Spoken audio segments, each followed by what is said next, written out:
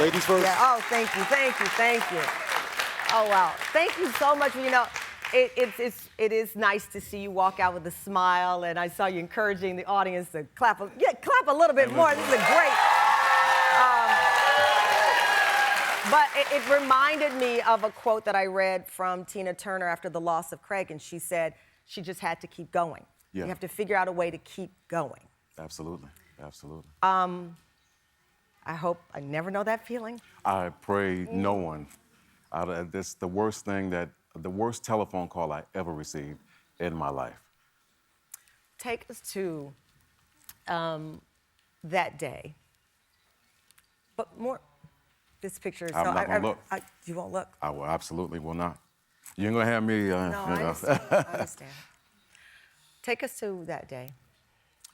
The morning of January 11th, I was in my studio working, and my ex-wife called.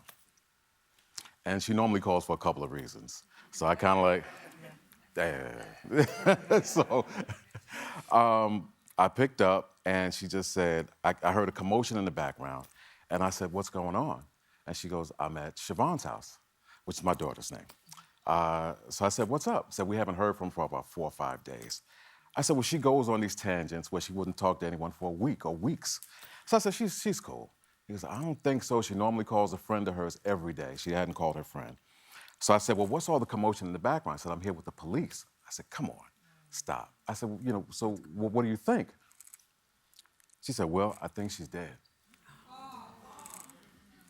I said, come on, Ronnie. Come on, Ronnie. And so they tried to bust through the front door. They couldn't get through the front door. They went around the back. They busted down the door. And there they found her unconscious. She was dead. And she left a note, the whole 9.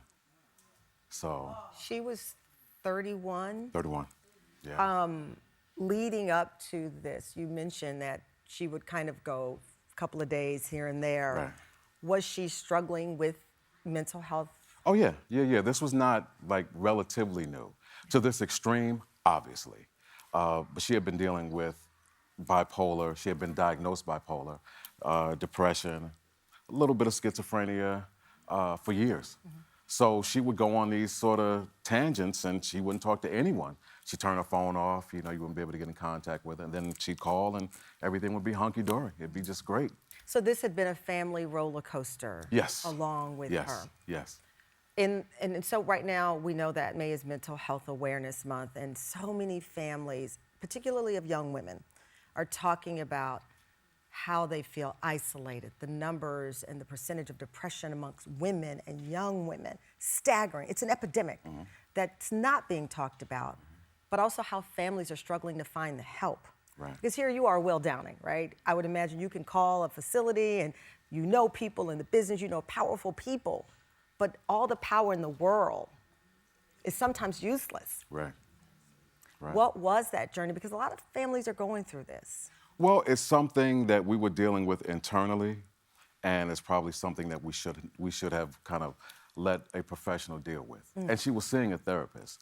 But it was one of those things where, like a lot of, people of color, black folks, we don't talk about this thing out loud, because sometimes we feel it's embarrassing. And we thought that, talking with her, like, hey, she would call, she'd be on a binge, and I would say, why don't you take a couple of days off? Wow. Why don't you go some retail therapy? Here's some money, go shopping. We pray. And sometimes prayer is not enough. Yeah. Sometimes retail therapy is not enough. And, dealing with children is rough. These kids don't come with manuals. Yeah. So each one of them are different. The basic premise is to love each one of them. I have 3. Yeah.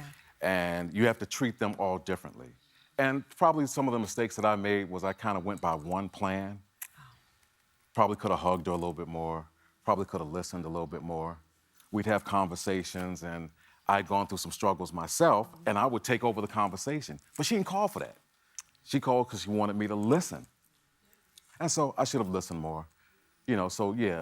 Regrets, of course, we all have a few of them. So, but she is in a better place. I cannot imagine what she was going through in her mind on a daily basis to have done this. because prior to this, she left a message on my machine 11 days early. It was New Year's Eve. And she was ecstatic. Yeah.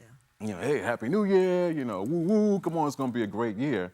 11 days later, she was gone.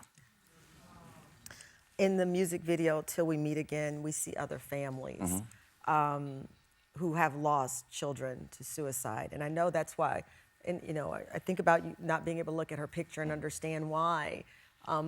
The reason why you are talking about this, the reason why you turn to your gift of music is so that people know they're not alone. Right, absolutely. How has that helped you? Because I just heard you talk about things you wish you could have done, and we all do that, right? You look back and but the reality is you're now trying to help other people. Well, I don't, as I said before, I don't wish this on anyone. Yeah. And a lot of times we don't know what to do. We don't know who to turn to. And as you just said, if it could happen to someone like, you know, like me or my family, it can happen to anyone. Yeah. And then how do you deal with it? So I give someone a head start if I can. Like if you know someone, if you have a child that's dealing with some mental issues, or even if it's you. Yeah. You know, sometimes you have to go beyond the basics Yeah. and get professional help. Yeah. There's no shame in it. Well,